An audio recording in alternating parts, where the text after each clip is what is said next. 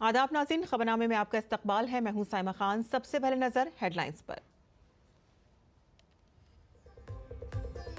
दुनिया में भारत की तरक्की की रफ्तार सबसे तेज। IMF ने कहा कि गुज़िश्ता 10 बरस में भारत की मजमूई घरेलू पैदावार 2,10,000 करोड़ डॉलर से बढ़कर 4,30,000 करोड़ डॉलर तक पहुंची।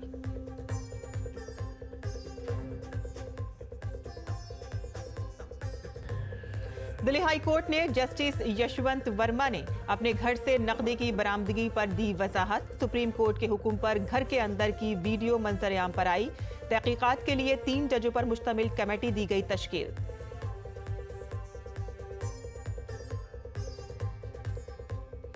ऑफशोर ऑनलाइन मनी गेमिंग कंपनियों के खिलाफ बड़ी कार्रवाई। DGGI ने टैक्स चोरी रोकने के लिए 357 गैर कानूनी और गैर तामील वाली वेबसाइट्स को किया ब्लॉक। 2,400 बैंक अकाउंट्स भी किए मुंजमद। तुर्की में करप्शन का सामना करने वाले अपोजिशन लीडर इकराम इमाम ओगलू की गिरफ्तारी के बाद मुजाहिरों में आई शिद्दत। इस्तांबुल से हुआ मुजाहिरे का आगाज और 50 से जायद सूबों तक फैला एहतजाज।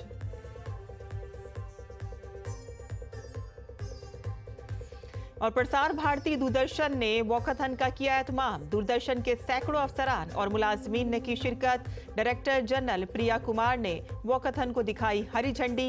वॉकाथन के मर्दों के जुमरे में राहुल शर्मा पहले और मंथन दूसरे नंबर पर रहे। वहीं खवातीन के जुमरे में प्रतिभा पहले और कुसुम मीना दूसरे नंबर पर रहीं।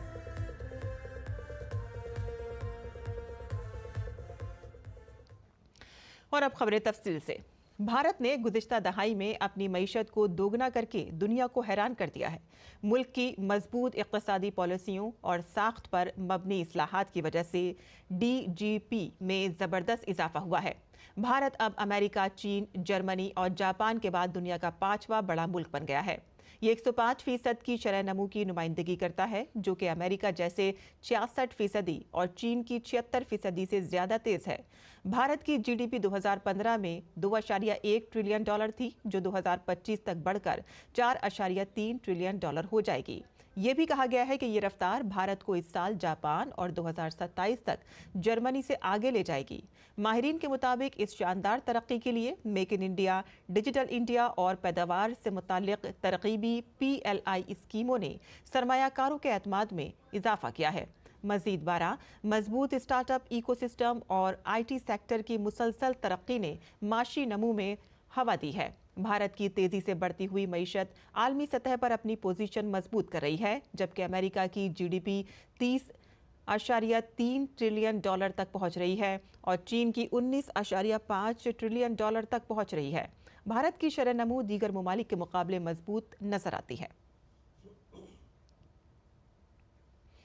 दिल्ली हाई कोर्ट ने जज यशवंत वर्मा के घर से नकदी मिलने के मामले पर जस्टिस वर्मा ने अपनी वजाहत दी है। जस्टिस वर्मा ने अपने ऊपर लगे इल्जामात की तरदीद की है। जस्टिस वर्मा ने कहा है कि घर के स्टोर रूम से बरामद की गई नकदी से उनका या उनके अहले खाना का कोई ताल्लुक नहीं है। उन्होंने कहा कि ना मैं और ना मेरे घर के किसी फर्द ने स्टोर रूम में कोई नकदी रखी थी। जस्टिस वर्मा ने कहा कि जिस जगह हम रहते हैं वहां से कोई नकद रकम बरामद नहीं हुई है। उन्होंने कहा कि मेरे अहले खाना या मुलाजमीन को उस रात वहां से मुबैना तौर पर बरामद होने वाली नकदी में से कोई चीज़ नहीं दिखाई गई। जस्टिस यशवंत वर्मा ने कहा कि मैं इस इल्ज़ाम की भी सख्ती से तरदीद करता हूं कि हमने स्टोर रूम से नोट हटाए हैं। दिल्ली हाई कोर्ट के चीफ जस्टिस DK उपाध्याय ने दिल्ली हाई कोर्ट के जज यशवंत वर्मा के घर से नकदी मिलने के मामले पर सुप्रीम कोर्ट के चीफ जस्टिस संजीव खन्ना को रिपोर्ट सौंपी है।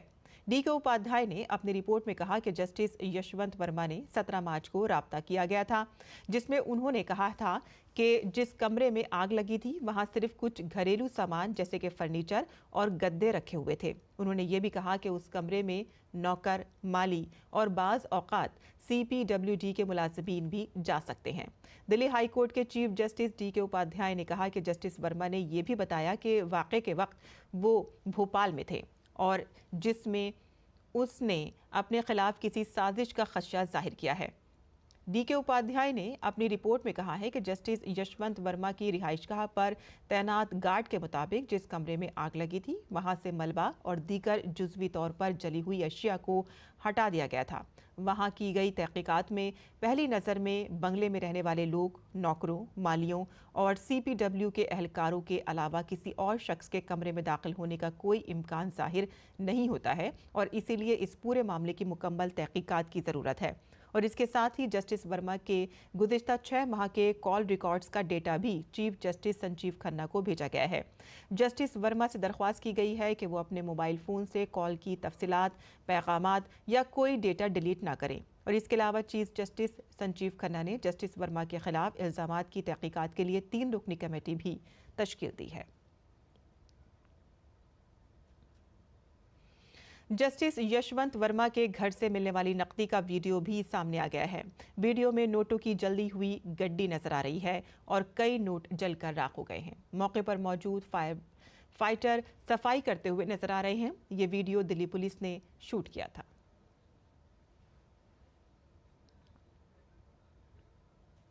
सेंट्रल इन्वेस्टिगेशन एजेंसी ने बॉलीवुड अदाकार सुशांत सिंह राजपूत की मौत से मुतालिक केस में अपनी क्लोजर रिपोर्ट पेश की है। CBI की क्लोजर रिपोर्ट मुंबई की एक अदालत में दाखिल की गई। रिपोर्ट में कहा गया है कि सुशांत की मौत में किसी किस्म की साजिश या मुजरिमाना साजिश का कोई सबूत नहीं मिला है। सुशांत सिंह राजपूत 14 जून 2020 को मुंबई के बांद्रा में अपनी रिहाइशगाह पर मुर्दा पाए गए थे। सुशांत सिंह की मौत के मामले में उनके वालिद ने रिया चक्रवर्ती पर इल्जाम आयद किए थे। दूसरी जानिब रिया ने भी सुशांत के अहले खाना पर इल्जामात लगाए थे और दोनों ने मामलों में क्लोजर रिपोर्ट दर्ज कराई गई है।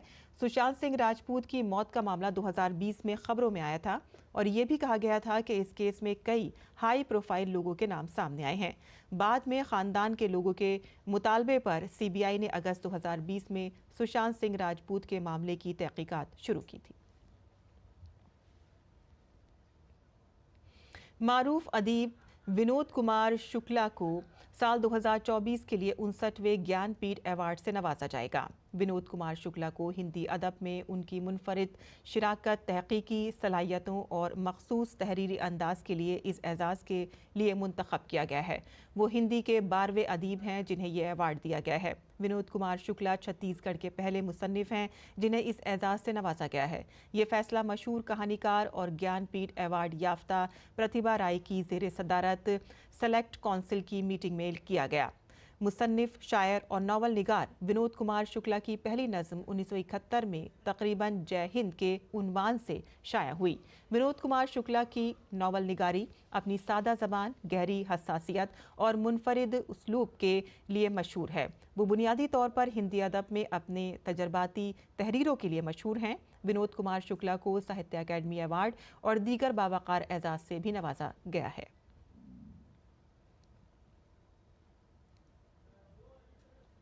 टैक्स चोरी रोकने के लिए DGGI ने ऑफशोर ऑनलाइन मनी गेमिंग कंपनियों के खिलाफ बड़ी कार्रवाई की है।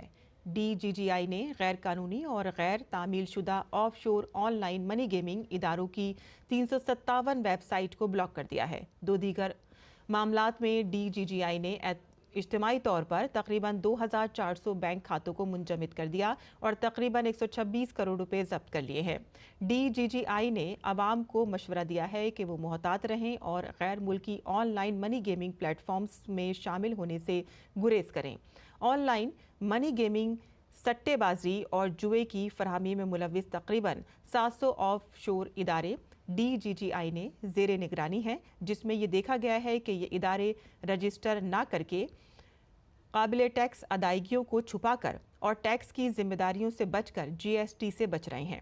DGGI ने कुछ भारतीय शहरियों के खिलाफ एक और कार्रवाई शुरू की है जो भारत के बाहर से ऑनलाइन मनी गेमिंग प्लेटफॉर्म पर चला रहे थे। इंकशाफ हुआ है कि ये लोग भारतीय सारिफिन को मुतअद्दिद ऑनलाइन प्लेटफॉर्म्स के जरिए ऑनलाइन मनी गेमिंग फराहम कर रहे थे, जिनमें ऑनलाइन मनी गेमिंग प्लेटफॉर्म्स और Mahakal online money gaming platform और अब 247 ऑनलाइन मनी गेम्स प्लेटफॉर्म शामिल हैं और भारतीय सारिफिन से रकम वसूल करने के लिए यहां पर मूल बैंक अकाउंट्स का इस्तेमाल कर रहे थे। DGGI अब तक इन प्लेटफॉर्म से मुंसलिक 166 मूल अकाउंट्स को ब्लॉक कर चुका है। अब तक ऐसे 3 अफराद को गिरफ्तार किया जा चुका है और दीगर ऐसे लोगों के खिलाफ तफ्तीशात की जा रही हैं।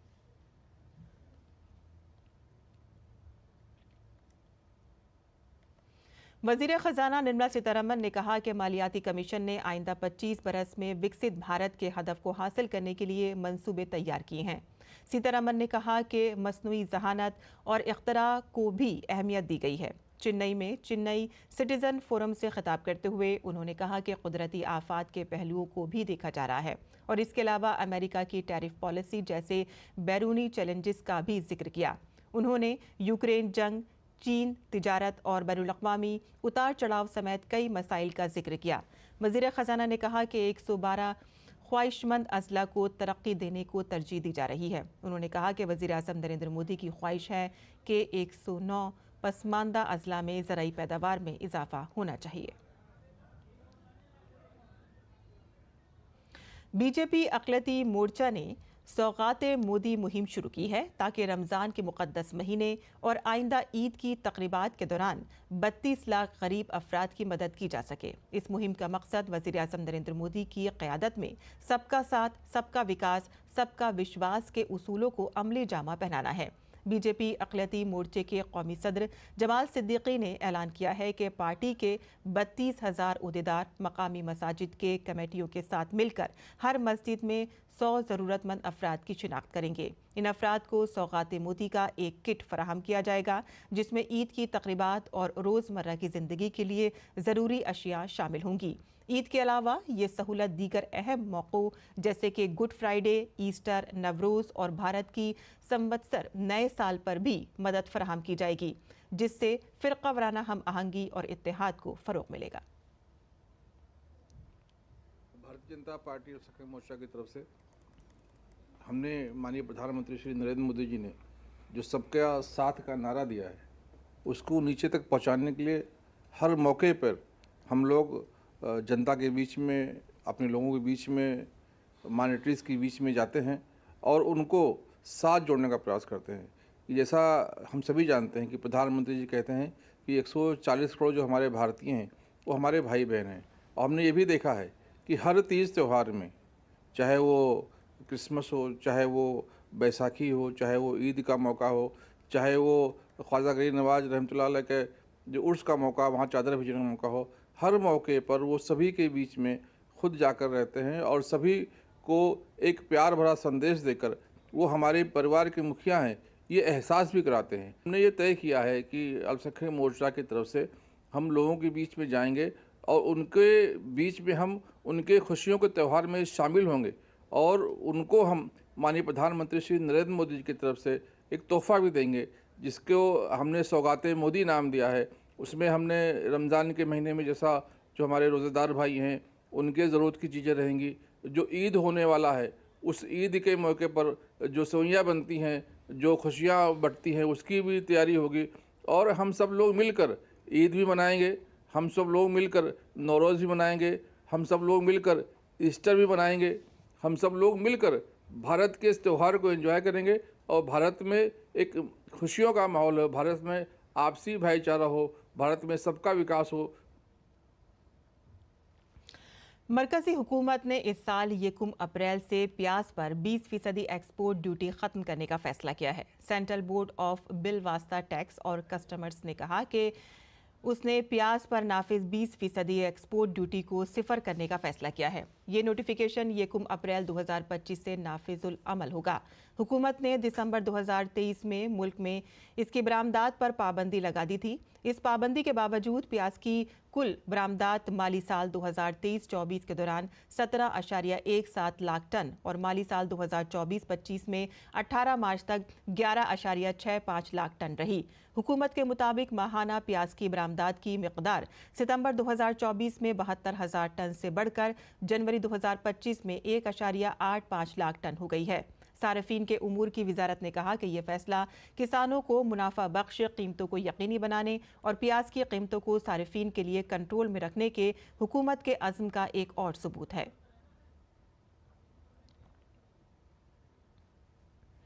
भारत की आज़ादी की जंग में बहुत से बहादुर बेटों ने अपनी अजीम कुर्बानी दी। उनका नाम आज भी पूरे एहतराम और इज्जत के साथ लिया जाता है। लेकिन जिस एहतराम के साथ भगत सिंह, राजगुरु और सुखदेव का नाम लिया जाता है, उसकी मिसाल बहुत कम है।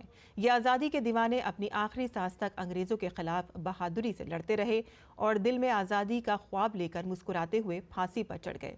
जब इन मुहिब्बे वतन बहादुर बेटों को 23 मार्च 1931 को फांसी दी गई तो पूरे मुल्क में अंग्रेज़ों के खिलाफ गुस्से की लहर दौड़ गई। इन शोहदा की बरसी पर हर साल 23 मार्च को शहीद दिवस मनाया जाता है। अगरचे मुल्क और दुनिया की तारीख में 23 मार्च की तारीख में बहुत से अहम वाक़यात दर्ज हैं, लेकिन 23 मार्च का वाक़या भारत की जद्दोजहद आज़ादी की तारीख का सबसे बड़ा और अहम तरीन वाक़या है। 1931 में आज के दिन हमारे बहादुर बेटों शहीद भगत सिंह, सुखदेव और राजगुरु को अंग्रेज़ों ने फांसी दी थी। इन इनकलाबियों ने अपनी जान की परवाह किए बगैर मुल्क को आज़ाद कराने के लिए आखिरी सांस तक अंग्रेज़ों का मुकाबला किया और जब ज़रूरत पड़ी तो खुशी खुशी फांसी पर चढ़ गए। आज़ादी की जंग में मुल्क के लिए जान कुर्बान करने वाले ये जाबाज हमारे रोल मॉडल हैं। ये तीनों बहादुर बेटे इनकलाबी नजरिए के पैरोकार थे। इसीलिए फांसी से कुछ देर पहले भगत सिंह एक किताब पढ़ रहे थे, सुखदेव कुछ गाने गुनगुना रहे थे और राजगुरु वैदिक मंत्र पढ़ रहे थे। ये तीनों मुहिब्बे वतन नौजवान भारत सभा और भारत सोशलिस्ट रिपब्लिकन आर्मी के मुनफरिद हीरो थे। तीनों की दोस्ती मजबूत और ठोस थी क्योंकि उनका नजरिया और सोच एक थी और वो था मुल्क की आज़ादी। राजगुरु ने वाराणसी में अपनी तालीम के साथ साथ संस्कृत जबान का भी अच्छा इल्म हासिल किया। इसी तरह सुखदेव को भी खतरे से खेलने की आदत थी और उनकी याददाश्त की ताकत हैरत अंगेज थी, जबकि भगत सिंह पैदाइश से ही आज़ाद सोच रखने वाले शख्स थे। उनके वालिद सरदार किशन सिंह और चचा अजीत सिंह के आज़ादाना ख्यालात उनके हर रगोपै में पेवस्त थे। 1927 में जब साइमन कमीशन भारत आया तो भगत सिंह, सुखदेव और राजगुरु ने सख्त एहतजाज किया। इसी दौरान अंग्रेजों के खिलाफ मुजाहरे में पुलिस की वहशीहाना पिटाई से लाला लाजपत राय शदीद जख्मी हो गए और 17 नवंबर 1928 को उनका इंतकाल हो गया। और इसके बाद भगत सिंह, सुखदेव और राजगुरु ने लाला जी की मौत का बदला लेने का मंसूबा बनाया और दिसंबर 1928 में बरतानवी assistant superintendent of police Sanders को गोली मारकर हलाक कर दिया। भगत सिंह, सुखदेव और राजगुरु समेत बहुत से इनकलाबियों का ख्याल था कि अदम तशद्दुद की पॉलिसियों से गुलामी की जंजीरों को नहीं तोड़ा जा सकता। यही वजह थी कि जब बरतानवी हुकूमत ने अवाम पर जब्र करने के मकसद से पब्लिक सेफ्टी बिल और ट्रेड डिस्प्यूट बिल को पास कराने की कोशिश की तो भगत सिंह और उनके साथी बटुकेश्वर दत्त ने इसकी मुखालिफत में 8 अप्रैल 1929 को मरकजी असेंबली के अंदर बम फेंका। बम फेंके जाने के बाद भी दोनों जायरीन गैलरी में पुरअमन तौर पर खड़े रहे और पैम्फलेट तकसीम करते रहे और इस किताबचे पर उनका अपना मकसद लिखा था और वो था भारत माता की मुकम्मल आज़ादी। इस वाक़े के बाद अंग्रेजों ने बड़े पैमाने पर इनकलाबियों को गिरफ्तार किया। राजगुरु और सुखदेव को भी गिरफ्तार किया गया। सभी को मुख्तलिफ इल्जामात के तहत गिरफ्तार किया गया था, लेकिन पुलिस ने उन्हें सैंडर्स की मौत से जोड़ा और भगत सिंह, सुखदेव और राजगुरु को मौत की सजा सुनाई। मुल्कगीर एहतजाज के बावजूद इन तीनों बहादुर बेटों को 23 मार्च 1931 को लाहौर जेल में फांसी दे दी गई। इन बहादुर शोहदा की कुर्बानियों की याद में पूरे मुल्क में शोक का समा था और 23 मार्च को यौम शहादत मनाया गया। इन हीरोज ने अपनी हिम्मत और इनकलाबी सरगर्मियों से अंग्रेज राज की जड़ों पर ऐसी शदीद ज़रब लगाई कि थोड़े ही अरसे में भारत से अंग्रेजों की वसी सल्तनत मुकम्मल तौर पर खत्म हो गई।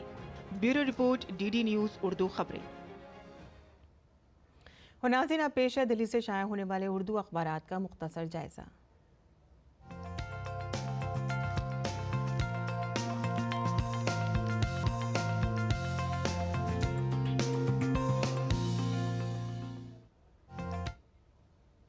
तो दिल्ली से शाये होने वाले उर्दू अखबारात पर नज़र डालें तो रोज़नामा राष्ट्रीय सहारा की जो अहम सुर्खियाँ कुछ इस तरह से हैं कि सुप्रीम कोर्ट के 6 जजों की एक वफ्द मणिपुर के दौरे पर है ताकि रियासत में जारी तशद्दुद से मुतासरा लोगों को कानूनी और इंसानी इमदाद फराहम की जा सके। दूसरी सुर्खी जान लेते हैं प्रोफेसर नजमा रहमानी के इंतकाल की खबर भी अखबार ने यहाँ पर शाया की है, जहाँ उनकी तदफीन कल हो गई है। प्रोफेसर नजमा रहमानी जो साबिक डीन फैकल्टी ऑफ आर्ट्स और साबिक सदर शुबाए उर्दू दिल्ली यूनिवर्सिटी में अपनी खिदमत अंजाम दे रही थीं। आगे बढ़ते हैं, जहां यूपी के बलिया में एक खाम तेल के बड़े ज़खायर का इंकशाफ हुआ है। इलाके में बाड़ लगाकर आमदोरफ्त पर रोक लगा दी गई है और ONGC ने 3 किलोमीटर मुरब्बे मीटर में शुरू कर दी है खुदाई का काम। आगे बढ़ते हैं, जहां दिल्ली असेंबली का पहला इजलास कल से शुरू होने जा रहा है। बजट 25 को पेश होगा और खीर सेरेमनी के साथ शुरू होने की उम्मीद है। आम लोगों पर तवज्जो दी जाएगी और दिल्ली सरकार का बजट तैयार है। वज़ीर आला ने रेखा गुप्ता ने ये बात कही है। आगे बढ़ते हैं, बैनुल-अक़वामी सफ़े से भी यहाँ पर खबर है, जहाँ अमेरिका में एक बार फिर से आग की खबर सामने आई है। लॉस एंजलिस के बाद अब जल रहा है टेक्सास और चंद जुनूबी रियासतों में खुश्क हालात और तेज़ हवाओं की वजह से जंगल में ये आग भड़क गई है। तो ये थी अखबारात की सुर्खियाँ जो आपके लिए चुनी थी। और आगे बढ़ते हैं, कुछ बैनुल-अक़वामी खबरें भी जान लेते हैं, जहां तुर्की में अपोजिशन लीडर इकराम इमाम ओगलो की गिरफ्तारी के बाद मुजाहरे जारी हैं। इस्तांबुल से शुरू होने वाला एहतजाज मुल्क के 50 से ज़ायद सूबों में फैल चुका है। करप्शन और दहशतगर्दी के इल्ज़ामात में गिरफ्तार इकराम इमाम ओगलो ने अदालती समाअत के दौरान अपने खिलाफ लगाए गए तमाम इल्ज़ामात से इनकार कर दिया है। अकरम इमाम ओगलो तुर्की के सबसे बड़े शहर इस्तांबुल के मेयर भी हैं और बहुत मकबूल रहनुमा तस्वुर किए जाते हैं। इमाम ओगलो के हामियों का इल्ज़ाम है कि गिरफ्तारी सियासी मकसद से की गई है और इसके अलावा हुकूमत एक सियासी हरीफ को हटाने की कोशिश कर रही है। इजरायली वज़ीर-ए-आज़म बेंजामिन नेतन्याहू से जंगबंदी पर रजामंदी के लिए मुसलसल मुतालबात किए जा रहे हैं। यरगमालियों के अहले खाना चाहते हैं कि नेतन्याहू हमास के साथ मुआहदा करके तमाम यरगमालियों को रिहा कराएं। यरगमालियों के अहले खाना ने नेतन्याहू पर सियासी वजूहात की बिना पर तनाज़ा जारी रखने का इल्ज़ाम लगाया है। उन्होंने कहा है कि तमाम यरगमालियों को रिहा करके जंग का खात्मा किया जाए। फ़िलिस्तीनी वज़ारत सेहत ने कहा कि इजरायली हमलों के नतीजे में गुज़िश्ता 48 घंटों के दौरान 130 फ़िलिस्तीनी शहीद और 263 ज़ख्मी हुए हैं। हुकूमत की फिट इंडिया मुहिम को आगे बढ़ाते हुए प्रसार भारती दूरदर्शन दिल्ली वॉकथन का इनेकाद किया गया। दूरदर्शन न्यूज़ की डायरेक्टर जनरल प्रिया कुमार और ADG पंकज कुमार पांडे ने मुश्तरका तौर पर तकरीब को झंडी दिखाकर रवाना किया। वॉकथन का इनेकाद दूरदर्शन भवन, मंडी हाउस से कोपरनिकस मार्ग और इंडिया गेट होता हुआ वापस दूरदर्शन भवन में ख़त्म हुआ। वॉकथन के मर्दों के ज़ुमरे में राहुल शर्मा पहले और मंथन दूसरे नंबर पर रहे। वहीं ख़वातीन के ज़ुमरे में प्रतिभा पहले और कुसुम मीणा दूसरे नंबर पर रहीं। वॉकथन में दूरदर्शन के अफसरान और सैकड़ों मुलाजमीन ने हिस्सा लिया। इस मौके पर खुद तंजीम की सभी लोग मौजूद थे। आज DD न्यूज़ ने एक वॉकथॉन ऑर्गेनाइज़ किया। माननीय प्रधानमंत्री का जो फिट इंडिया का आह्वान है उसको देखते हुए हमने सबने ये डिसाइड किया कि हम भी इसका एक हिस्सा बनेंगे। हमारे 300 करीब प्रतिभागी थे जो सब यहाँ से मंडी हाउस से शुरू होके हम लोग पूरा इंडिया गेट होके करीब 4.5 किलोमीटर हमने कवर किया है। और मैं सबका बहुत धन्यवाद करूँगी, सबने बहुत इससे ज़ोर शोर से इसमें पार्टिसिपेट किया है और हम लोग आगे भी ऐसे करते रहेंगे। और सबको हम यही कहना चाहेंगे, हमारा यही एक मैसेज है कि सबको अपनी फिटनेस पे ध्यान देना चाहिए और सबको इसका हिस्सा बनना चाहिए।